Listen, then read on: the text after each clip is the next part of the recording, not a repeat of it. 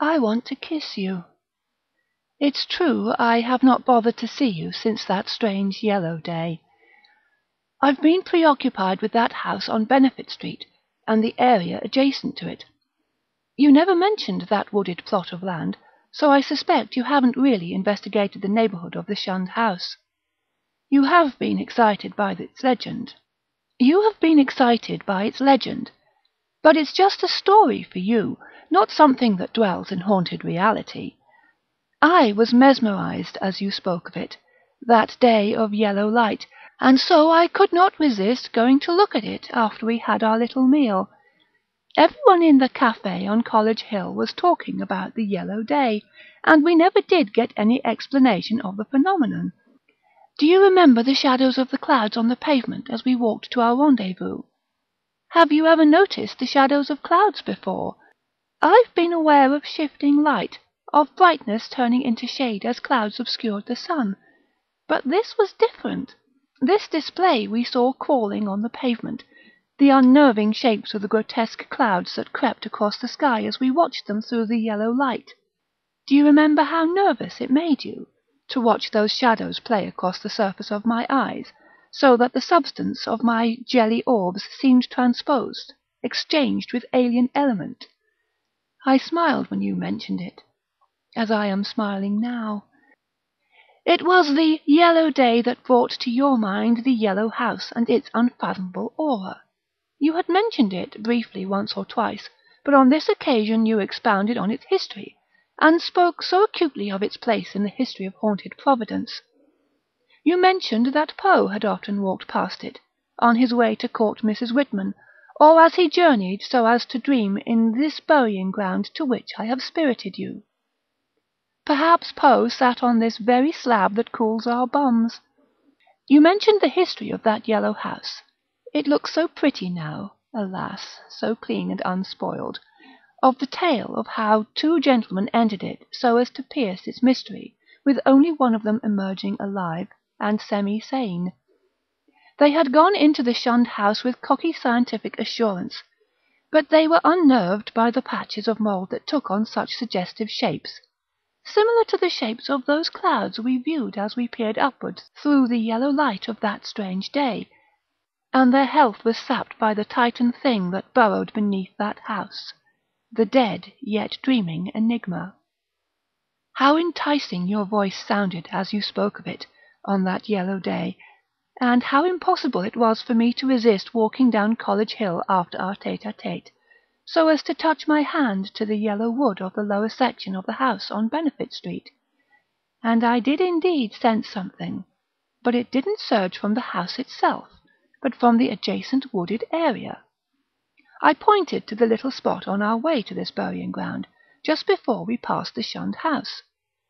You paid scant attention and merely glanced at the black fence and the region beyond, the wooded hillside.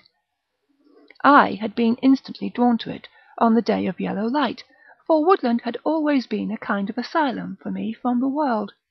I loved how time seemed to stop in wooded realms, how removed I felt from the age of men as I was sheltered by trees and shadow. So I stepped away from the Shunned house and walked through the black iron gate onto the small patio of brick. I looked at the growth of shrubs and their large leaves, all of which appeared unnatural in the haze of the yellow day. There was, beyond the other end of the black iron fence, a path of large stones, on which I walked towards 7 lengths of 8 stone steps that took me up toward the wooded realm. I glanced beyond my left-hand side, over a wooded fence, and into the backyard of the Shunned house, and I saw the nebulous shadow on the ground there, that might have been the shadow of a malformed cloud, although the area was almost entirely shaded with a canopy of trees. The stone steps ended, replaced with 3 tilted steps of wood. The pathway curved, and I walked upon its sod into the small grove, and saw the thick old tree that was different from all others. How dark the place suddenly seemed, unmarred by the sallow light of the yellow day. There was but one hint of illumination, a phosphorescent growth of mould that blighted the surface of the thick and ancient tree, and I was curious at the shape of that growth, of how it seemed to form a fungus face from which minute threads of mist emanated.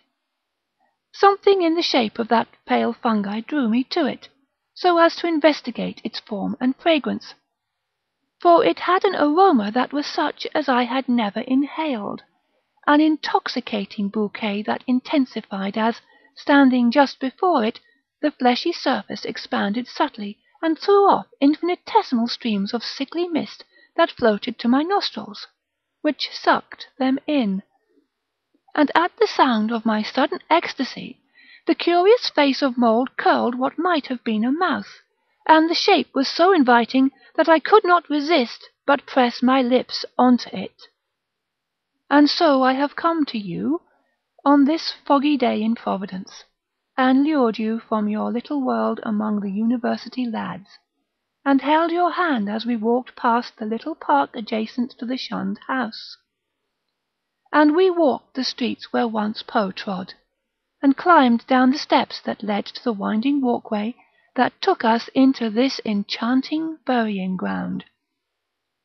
And isn't it strange, as we sit upon this tabletop tomb, how the fog seems to take on a pallid tint, like unto the haze of that curious yellow day?